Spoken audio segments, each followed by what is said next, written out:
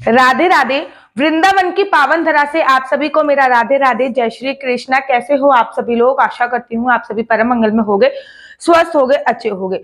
वृंदावन की प्रमुख एकादशी, मैं इसको वृंदावन की प्रमुख एकादशी इसलिए बोल रही हूँ क्योंकि इस एकादशी पे वृंदावन में जो रंग बरसता है मैं अपने शब्दों में बयान नहीं कर सकती। सारे ब्रजवासी, मथुरावासी, ब्रजवासी, गोकुलवासी इस एकादशी का धूमधाम से इंतजार करते हैं कि ये एकादशी, जिसका नाम ही ब्रजवासियों ने रंग भरनी एकादशी कर दिया है, क्योंकि शास्त्रों में तो इसका नाम आंवला एकादशी है, कहीं कहीं पे आंवला है, कहीं कहीं पे आंवला एकादशी है। शास्त्रों में तो इसका नाम आंवला एकादशी रखा गया है, लेकिन ब्रजवासियों ने इसका नाम कर दिया है रंग भरनी एकादशी। और रंग भरनी एकादशी का ब्रजवासी इतना बेसब्री से इंतजार करते हैं, इतना बेसब्री से इंतजार करते हैं कि मैं आपको अपने शब्दों में बयान नहीं कर सकती हूँ। ये वृंदावन की एकादशी है जो कि वृंदावन में बहुत धूमधाम से बनाई जाती है। रंगभरनी एकादशी का जो प्रारंभ हो रहा है वो 19 तारीख को हो रहा है। पंचांग से देख के मैंने तिथि लगी, 19 तारीख को मंगलवार को रात्रि को 12:30 बजे, ध्यान दीजिए 19 तारीख को मंगलवार को रात्रि को 12:30 बजे हो रहा है, जो कि 21 तारीख तक सुबह सुबह 2:30 बजे तक रहेगा। 21 तारीख की सुबह सुबह 2:30 बजे तक रहने वाला है। इसका मतलब दोपहर को नहीं, सुबह 2:30 बजे। इसका मतलब जो एकादशी का व्रत रखा जाएगा वो 20 तारीख को रखा जाएगा। अगर मैं बात करूं खाटू श्याम की तो 20 तारीख को व्रत रखा जा रहा है। अगर मैं बात करूं बांके बिहारी जी के मंदिर की तो 20 तारीख को व्रत रखा जा रहा है। राधा माधव के मंदिर में 20 तारीख को व्रत रखा जा रहा है। 20 मार्च को चैतन्य गौड़ संप्रदाय में 20 मार्च को व्रत, गौड़ संप्रदाय में 20 मार्च को व्रत रखा जा रहा है। इस्कॉन टेम्पल में भी 20 मार्च को व्रत रखा जा रहा है। अर्थात हर जगह 20 मार्च को एकादशी बनाई जा रही है। ये एकादशी रंग भरनी है, इसलिए इसमें रंग का बहुत विशेष महत्व होता है। इसको आंवला एकादशी बोलते हैं, आंवला एकादशी बोलते हैं, इसलिए इस दिन आंवले की पूजा का विशेष महत्व होता है। देखिए, आंवला एकादशी पूरे साल में 2 आती है, जैसे पुत्रदा एकादशी 2 आती है, वैसे आंवला एकादशी भी 2 आती है, क्योंकि भगवान ने गीता में स्वयं कहा है कि आंवले के वृक्ष में मैं वास करता हूं माता लक्ष्मी के साथ। तो आंवले की पूजा अर्चना वंदना का इस एकादशी पे बहुत बहुत ज्यादा विशेष महत्व होता है। तो व्रत तो आप 20 तारीख को करोगे, 10वीं तिथि के जो नियम आप फॉलो करोगे वो 19 तारीख को करोगे, और व्रत का जो पारायण होएगा वो आप 21 तारीख को करोगे। समझ में आ गया? क्योंकि एकादशी का जो व्रत होता है वो त्रिदिवसीय व्रत की श्रेणी में आता है, अर्थात 3 दिन तक आपको इस व्रत के जो नियम होते हैं वो फॉलो करने होते हैं। 10वीं तिथि पर आपको 19 तारीख को फॉलो करना है। 10वीं तिथि पर लहसुन, प्याज, मांस, मदिरा का सेवन नहीं करना। सूर्यास्त के बाद आपको खाना नहीं खाना है, मतलब जब सूर्य अस्त हो जाए उसके बाद आपको खाने का सेवन नहीं करना होता है। 10वीं तिथि को काम वासना कीड़ा को अंजाम नहीं देना होता, संपूर्णतः ब्रह्मचर्य का पालन करना होता है। 10वीं तिथि पर पृथ्वी शयन करना होता है। ये होते हैं 10वीं तिथि के नियम। 10वीं तिथि की रात्रि को चावल नहीं खाने होते। 10वीं तिथि को मसूर की दाल का सेवन नहीं करना होता। 10वीं तिथि को लहसुन प्याज का सेवन नहीं करना होता। ये होते हैं 10वीं तिथि के नियम, जो कि आपको एकादशी से 1 दिन पहले जरूर फॉलो करने होते हैं। उसके बाद आती है एकादशी तिथि। एकादशी पे आपको सुबह सुबह ब्रह्म मुहूर्त में उठना होता है। उठने के तत्पश्चात पूरे घर, उठने के बाद सबसे पहले अपने घर का मेन गेट खोलिए। मेन गेट खोलने के बाद थोड़ा थोड़ा पानी आप उसमें डाल दीजिए। उसके तत्पश्चात आपको स्नान करना होता है। शौच आदि करने के बाद, देखिए मैं हमेशा कहती हूँ कि पोटी जाना बहुत जरूरी है, क्योंकि इंटरनल क्लीन नहीं होएगा तो पूजा पाठ में मन नहीं लगेगा, इसलिए आपको वॉशरूम जाना ही जाना है। वॉशरूम जरूर जाइए। उसके बाद आपको कोलगेट नहीं करना, अपने हाथ में पानी लीजिए, कुल्ला करिए, 12 बार आपको मुख की शुद्धि करनी होती है। पानी लिया, फिर फूंक दिया, फिर पानी लो। तो ऐसे करके जब 12 बार आप मुख की शुद्धि करेंगे ना तो आपका मुख एकदम शुद्ध हो जाएगा। नाभि में पानी अवश्य लगाइए, क्योंकि नाभि की शुद्धि बहुत मानी जाती है। उसके बाद पानी में आप गंगा जल डाल सकते हैं। पानी में आंवला एकादशी है तो आंवला डाल सकते हैं। रंग भरनी एकादशी है, थोड़ा सा गुलाल डाल सकते हैं, ठीक है ना, कुछ भी डालिए, लेकिन खाली पानी से स्नान मत कीजिए, क्योंकि इस दिन पानी में कुछ ना कुछ डालकर स्नान करने की अपनी विशेष महिमा होती है। आप गंगा जल डाल सकते हैं, यमुना जल डाल सकते हैं, सप्त नदियों में से किसी का भी जल डाल सकते हैं। आंवला एकादशी है तो आंवले का विशेष महत्व है, आंवला डालिए। तिल डाल सकते हैं, 1 चुटकी हल्दी डाल सकते हैं, दूध डाल सकते हैं, है इसमें, और रंग भरने एकादशी तो एक चुटकी रंग जरूर डालिए। मैं प्रेफर करूंगी कि आंवला एकादशी है तो आंवले का रस जरूर डालिए, और साथ ही के साथ आपको एक चुटकी गुलाल, कोई भी गुलाल आप जरूर डालिए, एक चुटकी, ठीक है। उसके बाद स्नान करने के बाद पीले कपड़े पहनिए, और अपने बाल गोपाल लड्डू गोपाल को भी पीले कपड़े पहनाइए, लेकिन साथ ही के साथ पीले में थोड़ा कलरफुल कपड़े पहनाइए, क्योंकि रंग भरने एकादशी है, थोड़ा रंगों का महत्व बहुत ज्यादा होता है। फिर लड्डू गोपाल को कलरफुल कपड़े पहनाइए, पूजा अर्चना करना प्रारंभ कर दीजिए। मतलब घर में आप झाड़ू पोछा इस दिन करेंगे, ठीक है ना। झाड़ू नहीं लगाते लेकिन पोछा लगा सकते हैं। झाड़ू इसलिए नहीं लगाते क्योंकि झाड़ू लगाने से सूक्ष्म जीव जो होते हैं अगर वो मर गए, इसलिए आप पोछा इत्यादि लगा सकते हैं। उसके तत्पश्चात, क्योंकि बासे घर में तो हम पूजा अर्चना वंदना नहीं कर सकते, एक रात पहले का घर है तो उसमें पूजा नहीं कर सकते, इसलिए घर में पोछा लगाना बहुत आवश्यक होता है। उसके बाद पूरे घर में गंगा जल का छिड़काव कीजिए। लड्डू गोपाल को पंचामृत से स्नान कराइए। पंचामृत से स्नान नहीं करा सकते तो इस दिन लड्डू गोपाल को आंवले के रस से स्नान कराइए, उसका बहुत विशेष महत्व है। ध्यान दीजिए, आंवले का रस पानी में मिलाकर ही लड्डू गोपाल के स्नान करिएगा। डायरेक्ट आंवले के रस से स्नान कराओगे तो लड्डू गोपाल काले पड़ सकते हैं। ध्यान, इस बात का आपको ध्यान रखना होता है। उसके बाद लड्डू गोपाल को कलरफुल कपड़े पहनाइए। संकल्प ले लीजिए। संकल्प का बहुत विशेष महत्व होता है। हर एकादशी पे संकल्प लिया जाता है। संकल्प में आपको बोलना है श्री विष्णु श्री विष्णु श्री विष्णु 3 बार बोल दिया। उसके बाद अपना नाम बोलना है, जैसे कि मेरा नाम आशु है। उसके बाद अपना गोत्र बोलना है, जैसे कि मेरा गोत्र कौशल है।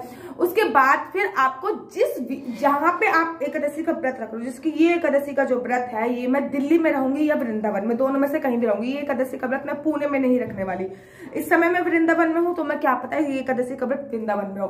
तो जिस स्थान पे रह के आप वो व्रत रख रहे हो, आपको वो बोलना होता है। उसके तत्पश्चात आपको ये बोलना होता है कि मैं निर्जला व्रत रख रहे हो, निराहार रख रहे हो, खाना खा के रख रहे हो, अर्थात फलाहार खा के रख रहे हो, जैसा व्रत रख रहे हो वैसा बोलना होता है। जो आपके हाथ में 1 या 2 का सिक्का है, सुपारी है, वो भगवान विष्णु के पास आपको समर्पित कर देना है, या फिर आपका जो लोटा है उसमें समर्पित कर दीजिए। सूर्य भगवान को चढ़ा देने वाला जल है उसमें समर्पित कर दीजिए।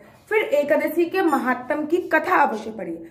बिना कथा के एकादशी का जो व्रत होता है वो आधा अधूरा माना जाता है, इसलिए महात्म की कथा पढ़ना बहुत जरूरी है। एक कमेंट्स मेरे पास आया था कि जिसको कथा पढ़ने नहीं आती वो यूट्यूब इत्यादि पे सुन सकते हैं या किसी और से भी कथा पढ़ा सकते हैं, ठीक है ना। बहुत सारी मेरी माताएं ऐसी होती हैं जिन्होंने विद्या प्राप्त नहीं करी, जिनको नहीं पढ़ना आता, क्योंकि कमेंट्स मेरे पास आए थे, इस दिन मैंने बोल दिया। उसके बाद पूरे दिन किसी की निंदा चुगली इत्यादि नहीं करनी। पूजा अर्चना वंदना करने से पहले, मतलब आरती करने से पहले कथा पढ़ ली। उसके बाद थोड़ा सा गुलाल लीजिए, लड्डू गोपाल के अपने गालों पे लगा दीजिए, दोनों तरफ लड्डू। पीला ले सकते हैं, लाल ले सकते हैं, लेकिन एकादशी है तो मैं पीला गुलाल बेशक प्रेफर करूंगी। तो लड्डू गोपाल के गालों पे उस दिन गुलाल जरूर लगाइए, क्योंकि उस दिन रंग भरनी एकादशी है, इसलिए गुलाल का बहुत महत्व होता है। लड्डू गोपाल के गालों पे गुलाल लगाइए। उस गुलाल से अपने पति के चरणों में गुलाल लगाइए और उनके पैर छू लीजिए, अपने माता पिता के छू लीजिए, सास ससुर के छू लीजिए। अगर वो गुलाल लगाना अलाउ करे तो उनकी भी लगा दीजिए। हल्के से गुलाल से तिलक आप अपने भी लगा दीजिए। लड्डू गोपाल को गुलाल लगे रहने दीजिएगा। फिर लड्डू गोपाल की आरती कीजिए। उसके बाद आप चाहो तो अखंड ज्योत भी जला सकते हो, या फिर जो भी मंत्र का आप जाप करते हो वो मंत्र का जाप आप कर सकते हो। इस एकादशी पे ना परिक्रमा का बहुत विशेष महत्व होता है। समस्त वृंदावन, मथुरावासी, गोकुलवासी इस एकादशी पे वृंदावन की परिक्रमा करते हैं। अगर आप वृंदावन आ रहे हो तो बहुत अच्छी बात है। अगर आप वृंदावन नहीं आ पा रहे तो तुलसी माता के पास जाइए, अपने बालक को भी ले जाइए, अपना लड्डू गोपाल को भी ले जाइए। तुलसी माता पे इस दिन जड़ से उनसे तिलक लीजिए, लगाइए, उनपे दीप प्रज्वलित कीजिए, ठीक है। उस दिन तुलसी तोड़ते नहीं है, उनमें जल चढ़ाइए। अगर रविवार नहीं है तो जल चढ़ाते हैं, तुलसी पे जल चढ़ाते हैं एकादशी पे। ये केवल एक मिथ है कि तुलसी निर्जला व्रत रखती है। केवल निर्जला एकादशी पे तुलसी पे जल नहीं चढ़ाया जाता, बाकी एकादशी पे तुलसी पे जल चढ़ाते हैं। इस्कॉन टेम्पल में धूमधाम से जल चढ़ाते हैं। उसके बाद लड्डू गोपाल को तुलसी माता के पास रखिए और तुलसी जी की परिक्रमा कीजिए, तो आपको वृंदावन धाम की परिक्रमा का फल प्राप्त होगा। ये हो गया, लड्डू गोपाल की परिक्रमा हो गई, तुलसी माता की भी परिक्रमा हो गई। क्योंकि लड्डू गोपाल को तुलसी माता के पास रख दिया है तो लड्डू गोपाल और तुलसी जी की दोनों की परिक्रमा होगी। तुलसी जी पे भी हल्का गुलाल समर्पित कर सकते हैं। उसके बाद पूरे दिन किसी की निंदा चुगली इत्यादि नहीं करनी। दिन में आपको सोना नहीं है, ठीक है। पूरे दिन इंदिया, उसके बाद शाम की पूजा का वक्त हो जाता है, तो शाम को भी आपको सेम ऐसे ही पूजा करनी है, लेकिन तुलसी पर 1 दीप प्रज्वलित करना है, घर के बाहर 2 दीप प्रज्वलित करना है।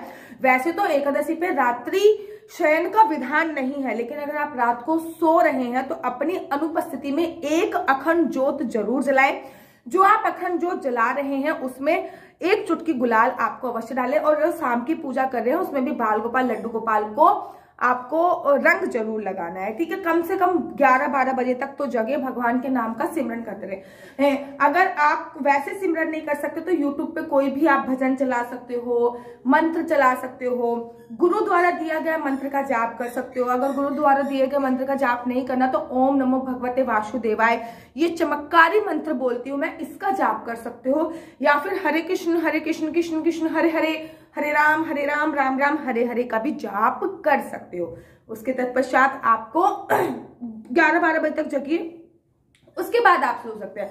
द्वादशी पे व्रत के पारायण का पहले मैं समय बता देती हूँ आपको, क्योंकि मैंने पंचांग से ढूंढ के निकाला है। व्रत का जो पारायण का समय है वो 21 तारीख को होगा। 21 तारीख को द्वादशी तिथि जो है, 21 तारीख को आप व्रत का पारायण करेंगे।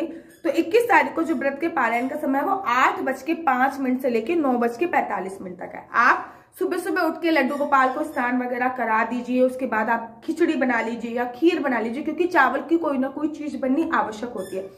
खिचड़ी बना सकते हैं, खीर बना सकते हैं, उसके बाद आप उसका भोग लड्डू गोपाल को लगाइए। फिर किसी ब्राह्मण को घर पे बुलाइए खाना खिलाने के लिए। अगर ब्राह्मण अनुपस्थित है, नहीं आ सकते, तो अपने मान्य, जैसे कि नंद हो गई, ठीक है ना, और भी बहुत सारे लोग होते हैं जो आपके मान्यों की सास हो गई, ठीक है, उनको आप खाना खिला सकते हैं। अगर वो भी अनुपस्थित है तो मंदिर में जाके खाना दे सकते हैं, गौ माता को खाना खिला सकते हैं, या फिर सूखा आइटम हम मंदिर में दे सकते हैं। न कुछ भी नहीं हो सकता तो कुछ पैसे निकाल के आपने रख दिए। उसके बाद आपने जो लड्डू गोपाल को भोग लगाया है वो आपको खा के व्रत का पारायण करना होता है, और जल पीना होता है। सबसे पहले जल से व्रत का पारायण करना होता है, उसके बाद ये व्रत का पारायण के ऊपर मैं दूसरी वीडियो बनाऊंगी। तो ऐसे करके आपका व्रत जो विश्राम होगा। जो आप दान कर रहे हो द्वादशी वाले दिन, उसमें गुलाल का दान और आंवले का दान भी बहुत कंपलसरी है। हाँ, आंवला एकादशी पे आप आंवले के दीप अगर प्रज्वलित करते हैं तो आपको बहुत ज्यादा फलों की प्राप्ति होती है, ये भी एक इम्पोर्टेंट बात होती है। इस दिन आंवले की कैंडी का भोग भगवान को लगाइए, आंवले का मुरब्बे का भोग भगवान को लगाइए, और आप लोग भी आंवले का सेवन कर सकते हैं। ये आंवला एकादशी है, इस दिन आंवले की पेड़ की पूजा अर्चना वंदना करने का विशेष महत्व होता है। तो आंवले का वृक्ष अगर आपके घर पर है तो उसकी पूजा अर्चना वंदना कीजिए। अगर आंवले का वृक्ष घर पर नहीं है तो कहीं से आंवले का वृक्ष सर्च करके उसकी परिक्रमा कीजिए। आंवले के वृक्ष की 7 परिक्रमा करने से आपको पृथ्वी की 7 परिक्रमा करने का फल प्राप्त होता है। तो आशा करती हूँ आपको मेरी वीडियो अच्छी लगती होगी। अगर आपके कोई भी प्रश्न हो तो आप मेरी इंस्टाग्राम आईडी डॉक्टर आशु दीदी, इंस्टाग्राम पे जाइए, डॉक्टर आशु दीदी लिखिए, मेरी इंस्टाग्राम आईडी आ जाएगी। उसके बाद वहां पे कोई भी प्रश्न मुझे पूछ लीजिए।